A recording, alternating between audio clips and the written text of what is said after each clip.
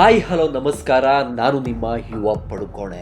ಇವತ್ತಿನ ಕುತೂಹಲಕಾರಿ ವಿಷಯ ಏನಂದರೆ, 80ರ ದಶಕದಲ್ಲಿ ಮುಂಬೈ ಮತ್ತು ಕೋಲ್ಕತ್ತಾದಲ್ಲಿ ರಕ್ತ ಹರಿಸಿದ್ದ ಸ್ಟೋನ್ ಮ್ಯಾನ್ ಎಂದೇ ಹೆಸರು ಪಡೆದ ನರಹಂತಕನ ಕತೆ. ಆಶ್ಚರ್ಯ ಸಂಗತಿ ಏನಂದರೆ, ಕಾರಣವೇ ಇಲ್ಲದೆ ಭೀಕರವಾದ ಕೊಲೆಗಳು ನಡೆಯುತ್ತಿತ್ತು.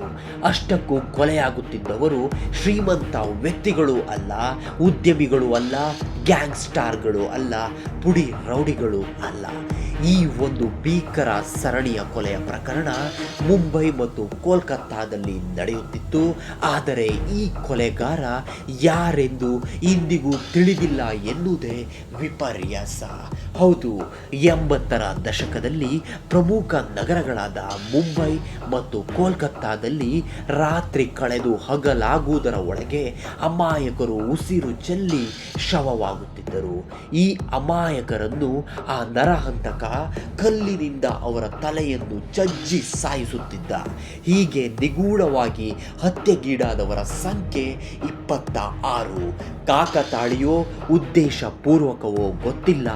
ಬೇರೆ ಬೇರೆ ವರ್ಷದಲ್ಲಿ ಮುಂಬೈನಲ್ಲಿ 13 ಮಂದಿ, ಕೋಲ್ಕತ್ತಾದಲ್ಲಿ 13 ಮಂದಿ ಅಮಾಯಕರು ಒಂದೇ ರೀತಿ ನಿಗೂಢವಾಗಿ ಸಾವನ್ನಪ್ಪುತ್ತಿದ್ದರು. ಆಶ್ಚರ್ಯ ಸಂಗತಿ ಏನೆಂದರೆ, ಮೊದಲೇ ಹೇಳಿದ ಹಾಗೆ ಕೊಲೆಯಾಗುತ್ತಿರುವವರು ಯಾವುದೇ ಉದ್ಯಮಿಗಳು ಅಲ್ಲ, ಶ್ರೀಮಂತರು ಅಲ್ಲ. ಇಲ್ಲಿ ಕೊಲೆಯಾಗುತ್ತಿರುವವರು ಅಮಾಯಕರು, ನಿರ್ಗತಿಕರು, ಭಿಕ್ಷುಕರು ಹಾಗೂ ಮನೆ ಇಲ್ಲದೆ ರಸ್ತೆ ಬದಿಯಲ್ಲಿ ಮಲಗುತ್ತಿದ್ದ ಅಮಾಯಕ ಜನರು.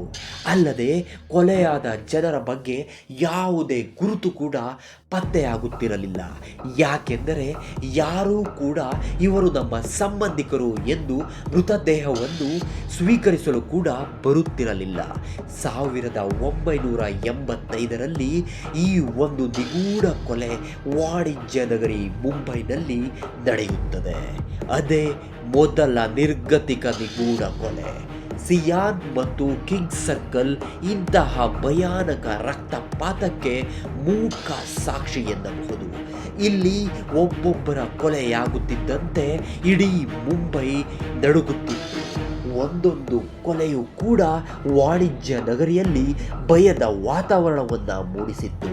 ಈ ಎಲ್ಲ ಕೊಲೆಯ ಮಾದರಿ ಒಂದೇ ರೀತಿಯಾಗಿತ್ತು. ಯಾರಾದರೂ ರಸ್ತೆ ಬದಿಯಲ್ಲಿ ಒಂಟಿಯಾಗಿ ಮಲಗಿದ್ದರೆ ಅಂದು ಆತನ ಜೀವನವೇ ಮುಗಿಯಿತು ಎಂದರ್ಥ. ನಂತರ 1987ರ ಅವಧಿಯಲ್ಲಿ ಮಾಟುಂಗದಲ್ಲಿ ಕೊಲೆ ನಡೆಯಲು ಶುರುವಾಗುತ್ತದೆ. ಇಲ್ಲಿ ನಡೆಯುವ ಕೊಲೆಯೂ ಕೂಡ ಒಂದೇ ರೀತಿಯಾಗಿತ್ತು. ಹಾಗಾಗಿ ಪೊಲೀಸರು ಈ ಎಲ್ಲ ಕೊಲೆಯೂ ಕೂಡ ಒಬ್ಬರೇ ಮಾಡುತ್ತಿದ್ದಾರೆ ಎಂಬ ನಿರ್ಧಾರಕ್ಕೆ ಬರುತ್ತಾರೆ. 1988ರಲ್ಲಿ ಕೊಲೆಗಳು ಸಂಪೂರ್ಣವಾಗಿ ನಿಲ್ಲುತ್ತದೆ. ಜೂನ್ 1989ರಲ್ಲಿ ಕೋಲ್ಕತ್ತಾದಲ್ಲಿ ಇದೇ ರೀತಿಯ ಭಯಾನಕ ಕೊಲೆಗಳು ಮತ್ತೆ ಶುರುವಾಗುತ್ತವೆ.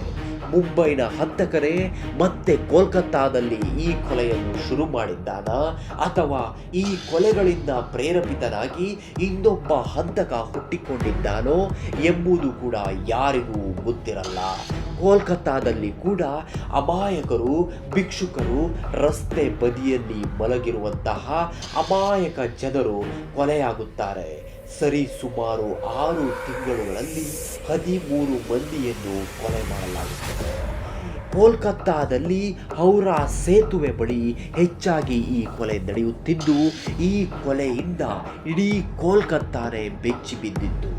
ಈ ಎಲ್ಲ ಕೊಲೆಗಳು ಭಾರವಾದ ಕಲ್ಲು, ಸಿಮೆಂಟ್ ಸ್ಲ್ಯಾಬ್ ಬಳಸಿ ಜೀವವನ್ನು ತೆಗೆಯುತ್ತಿದ್ದ ಆ ನರಹಂತಕ. ಈ ನರಹಂತಕ ಶಕ್ತಿಶಾಲಿ ಅಜಾನುಬಾಹು ಪುರುಷನಾಗಿರಬಹುದು ಎಂದು ಪೊಲೀಸರು ತಮ್ಮ ಅಭಿಪ್ರಾಯವನ್ನು ವ್ಯಕ್ತಪಡಿಸುತ್ತಾರೆ. ಆದರೆ ಈ ಅಮಾಯಕರಿಗೆ ಯಾವುದೇ ಸಂಬಂಧಿಕರಾಗಲಿ, ನೆರೆಹೊರೆಯ ವ್ಯಕ್ತಿಗಳಾಗಲಿ ಯಾರೂ ಕೂಡ ಇಲ್ಲದೆ ಇರುವುದರಿಂದ ಪೊಲೀಸರಿಗೂ ಈ ಕೊಲೆಯ ಬಗ್ಗೆ ಪತ್ತೆ ಹಚ್ಚುವುದು ತುಂಬ ಕಷ್ಟಕರವಾಗಿರುತ್ತದೆ. ಅಲ್ಲದೆ ಕೆಲವು ಸಂಶಯದ ಮೇರೆಗೆ ಅದೆಷ್ಟೋ ಜನರನ್ನು ತಮ್ಮ ವಶಕ್ಕೆ ಪಡೆದು ವಿಚಾರಣೆಗಳನ್ನು ಕೂಡ ನಡೆಸುತ್ತಾರೆ. ಆದರೆ ಈ ಹಂತಕರ ಬಗ್ಗೆ ಯಾವುದೇ ಸುಳಿವು ಕೂಡ ಸಿಗುವುದಿಲ್ಲ. ಈ ಈ ಹಂತಕ ಎಲ್ಲ ಕೃತ್ಯವನ್ನ ಕಲ್ಲಿನಿಂದಲೇ ಮಾಡುತ್ತಿರುತ್ತಾನೆ. ಹಾಗಾಗಿ ಅಲ್ಲಿನ ಜನರು ಇವರನ್ನ ಸ್ಟೋನ್ ಮ್ಯಾನ್ ಎಂದೇ ಕರೆಯುತ್ತಾರೆ.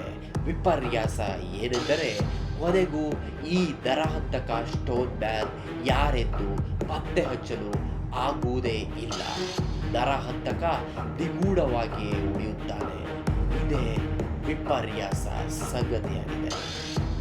ಇಲ್ಲಿಗೆ ಈ ಒಂದು ಭಯಾನಕ ಕುತೂಹಲಕಾರಿ ವಿಷಯ ಮುಗಿಯುತ್ತದೆ.